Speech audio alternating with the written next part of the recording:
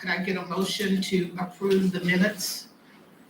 So moved. Thank you. Is there a second? Second. Thank you. All in favor, please say yes. Yes. Any opposition? Say no.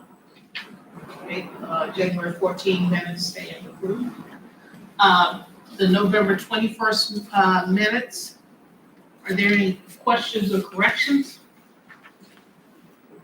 If not, could I get a motion to approve those minutes as documented?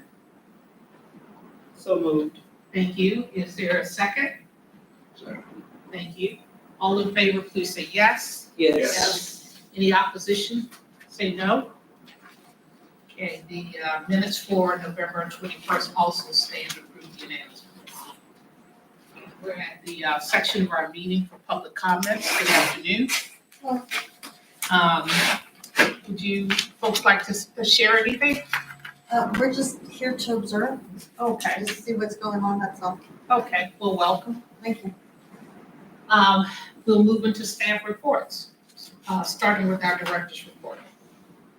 Yes, I wanted to let the board know that Stallings Church, which has served as precinct 15, has withdrawn their availability for an election day precinct. We have been in discussions with them and offered to make any changes or to see if we could continue with them. We let them know that it was a great service to the community and that it's a great facility. It's actually the 8th largest precinct in the county right now. They have almost 5,000 registered voters.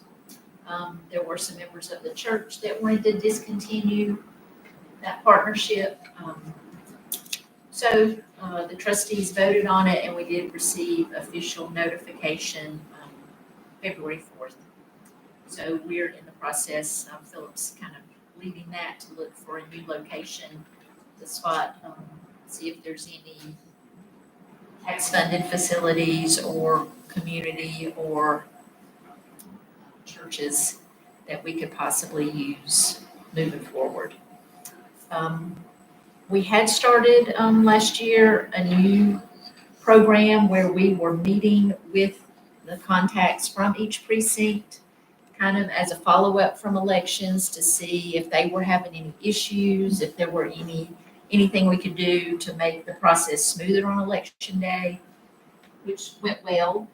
This one church, we did make some changes here before for the November election. We had limited the campaigning area and the place where they could restricted where you could put campaign signs and added some additional signage for the entrance and exit. But they do have a preschool there, and I think we also added another election official that helped direct traffic they had requested. So we did try to accommodate their request, but there were some members of the church that felt it was a conflict between church and state to continue. So we're looking for a new spot, but we do thank them for their service all How these long years. has it been a voting facility for us, do you know? Since It's before you been got years, here? Yeah, since before I was here, yes. okay. Ever since I've been here, I don't know how long before that, but And it does happen occasionally. I know since I've been here, there's been, jars, and then this is the third church that's decided to. I would bet that a large part of their members vote there, and I kind of don't understand that. And actually, the chairman that sent this letter, he called me as a follow-up, and he said this was his precinct. He voted there, and that, he was not personally for it, but that there were some members that wanted to move in that direction. Okay. Next thing I want to mention is I sent the board members an email, the executive director of the State Board of Elections and the chair of the State Board Member Association has asked for all the districts in the state to have a meeting, and they want to basically speak and provide lunch for the board members and staff as a follow-up and thank you for the election. So if you can let me know by February 19th if you would like to attend. It'll be in Iredell County at their co-op on Friday, February 28th. We'll have a short district meeting at 10:30. At 11, the executive director will speak and one of the members from the board association, and then there'll be lunch at noon. Just let me know if you would like to attend or if you are unable to attend, so I can get a head count, please. By what time did you say? Um, 10:30. No, It by what? begins What February- date? The 19th. February 28th is the meeting, but if you can let me know by the 19th. Okay. So we have to get a count to schedule lunch and arrange it. See it on there now.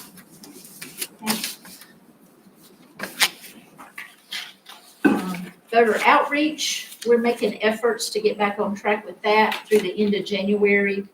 We'd only participated in 10 events for this fiscal year. Our goal is 36, that ends in June. But in February, we have 6 on the calendar. The Senior Expo through the Council on Aging, which was at the Ag Center, it's always well attended. We're visiting each of the 4 county libraries this month, and we're hosting an appreciation luncheon for the general election early voting supervisors. That'll be in this room next week. Our focus right now is going to be on the municipalities and getting the new residents registered or changes in address updated. So we're reaching out to those municipalities too, to work with them to get links on their websites and attend those events, community events. And that's all I have. Any questions for Krista? Okay, voter registration. All right, I'm filling in for Miss Donna Meadows. I'll try to do a halfway good job that she does, so here we go. You have your NVRA report in front of you. We currently have 175,232 total registrations, with 6,000 of those being inactive. We recently underwent a list maintenance, regular list maintenance period, in which there were a total of 12,256 registrations removed. 11,866 of those were inactive registrations that we have not had contact with for basically 4 election cycles. So they've now come off the rolls. We haven't had contact with them. So that's just part of the regular list maintenance to ensure that we have the correct people registered and get those that shouldn't be on there off the rolls. We've had 1,003 new registrations from January 1st to January 31st. And we've had 775 duplicates, and those are just people that have sent in registration forms, but they're already registered for whatever reason. Let's see. And then we've had 703 changes of information, updates to registrations. And as far as, I'm not going to go through all those numbers like I told you I was going to. I won't do that to you. So you can see when you get to the crosstab report, you can see the changes we've had in registrations between parties. And then your last bit of information is your statistics by precinct. And those are all updated with the newest information, especially since we've had that list maintenance that took place. So that's pretty much all I have. Pulled out. Yeah, unless you have any questions for me. Yeah, we have tons of questions. And then, okay, but I will say, that number that went down, it'll be going back up soon, because I've also been working on geocode, adding streets for new houses and developments around the county, and that has not slowed down at all. So, especially when we get towards, the election period, look for that number to increase. Not as much as, a general election, but it's a municipal election, so those people that are in the municipalities that have moved into these new homes, they're gonna be registering. So I'm here to tell you that the growth is not slowing down in that area, so that makes finding these polling places and keeping them all more important. Any questions for Philip? I'm gonna tell John you did a good job. Okay, thank you. Ms. Juanita? Yes, ma'am. So for your budget reports, we have 45% of our administrative budget left for the remainder of the fiscal year. There's plenty of funds for office supplies and postage and our maintenance agreements. In the elections budget, we have 12% left. With no other elections left this fiscal year, we plan on purchasing some hardware equipment for the remaining funds. For the municipal elections, we estimate the November elections will cost the municipals a total of $206,000. That's a 29% increase from 2023, mainly because of the wage increases the election officials received in 2024. Letters have been sent to all the municipalities so they can budget for it for the November cost. The budget, fiscal year 26 budget, we're currently working on that right now. We have already included the $206,000 for the municipal elections. We will also analyze past general elections and factor in any potential price increases to determine our budget for the 2026 primary election and a possible second primary. We're also requesting funds to replace 50 laptops that have been in service since 2015. Our budget is due on next week, Friday, February 21st. Does that include like a projected increase because of the changes to the election process? No, you're talking about what are you talking about, the municipal election cost or? Well, with the changes that the state is recommending some challenge, the shortened periods, which will require more folks to do counts. We are definitely going to take that into consideration, yes, yeah. Like I said, we're still looking at those numbers right now, but yes, that will definitely be factored in. The overtime that we'll probably have to get. Sorry, go ahead, Kristen. And the county has asked us to decrease our budget by 2.7%. To decrease?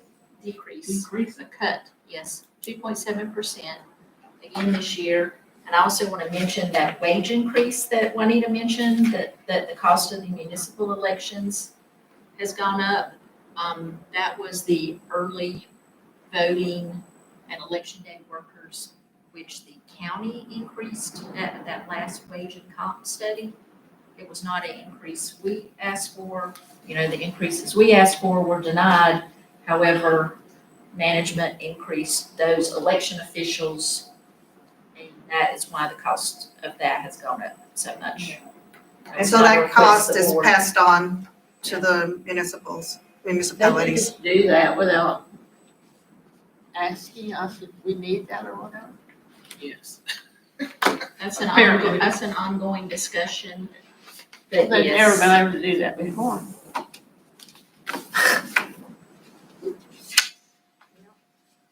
But that is one cost we have to bill back to municipalities. And then with the additional cost for all of the recounts and follow-up with this last election, how is that? I mean, I know we don't have another election, but how does that tee up with, what we would normally see? Which that is make the cost even more, and we're gonna have to think about that for the next municipal election also because of the one in 2023, how close it was. We ended up having Well, we could have had a second, a recount. So that would have added to the cost, which would have been passed on to the municipal, well, yeah, to the municipal. But also, we would have needed the funds to pay for the workers working the overtime. Yeah, and I was just thinking about November, because plenty of us were here like Yes, days and days Yeah. and days. yeah. And now with the new deadlines of when we have to have numbers in, I'm sure that's going to increase our overtime also. Any questions? There's a lot to think about. Well, our With costs the for, decrease. for this next election, since it's only municipal, ought to go down by more than 2.7%.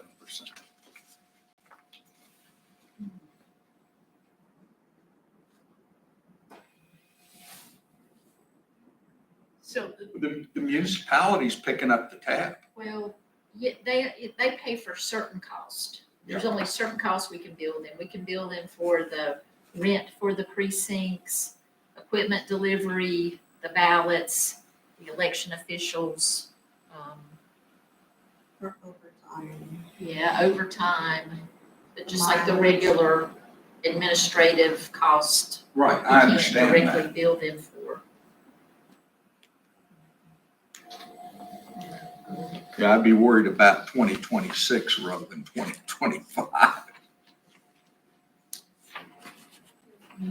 to me, 2025 just sets kind of the standard, I guess, so. Yeah, we don't, expect a lot of, That's the a lot concern. of by mail or hopefully provisional Yeah, because we'll have to in implement the those fall, things. but next March will be different. We are going to budget for 9 early voting sites. We don't know what the board will decide on opening, but we will go ahead and budget for that, for 9 early voting sites. I also want to mention some campaign finance news. The State Board of Elections has become stricter in enforcing like penalties to candidate committees that are not timely disclosing contributions and expenses as required by North Carolina laws. We received an email from the State Board of Elections Campaign Office with a list of committees that were fined for filing late reports. The total amount invoiced for late fees was $7,900. That was for 18 committees. Committees can request a waiver from the State Board, but it must be requested in writing and it must be notarized. As always, we are available to assist treasurers with the waivers or answer any questions that they have about the notice. And I mention this because the municipal elections are coming up and a lot of the candidates will have to open committees. And sometimes after the election, they forget that they have a committee and they leave it open, and that's when all these fees come into play. Just trying to get the word out there. If anybody's listening to our meeting, they can pass along the news that we can help them with any waivers or help them answer any questions they might have about that letter they've received from the State Board. Yeah, I've listened to that process a time or two. It only take one time for them. Yeah. They're not finding them enough. 7,000 for the whole state? It's a pay. Well, for our us, county, Just for us. Oh, okay. for our county, yeah. It's $50 a day, up to $500 for county committees. And that's all I have. Okay, any questions for Ms. Juanita? Anything else? Not, could I get a motion to adjourn? So moved. Thank you. Is there a second? Second. All in favor of adjourning the meeting, please say yes. Yes. Yes. Any opposition, say no. Meeting stands adjourned. Thank you. We'll see you, it's 21 minutes. We'll see you.